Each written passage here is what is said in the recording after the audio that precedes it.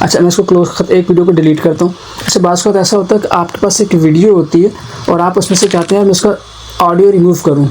एक तरीका तो ये होता है ना कि जैसे आपके पास एक वीडियो थी तो आपने इसकी ऑडियो बंद कर दी, अपनी मर्ज़ी की ऑडियो लगा के इसके अंदर चला ली।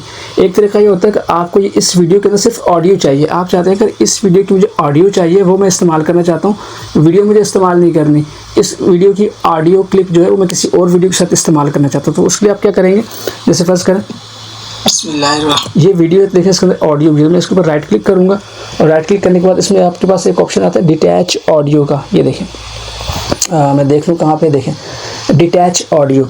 जब आप इसके ऊपर क्लिक करते हैं तो आप इस वीडियो से क्या होता है, ऑडियो डिटैच होगी, अलग होगी, ये इसकी वीडियो, ये ऑडियो होगी और ये वीडियो सेपरेट होगी।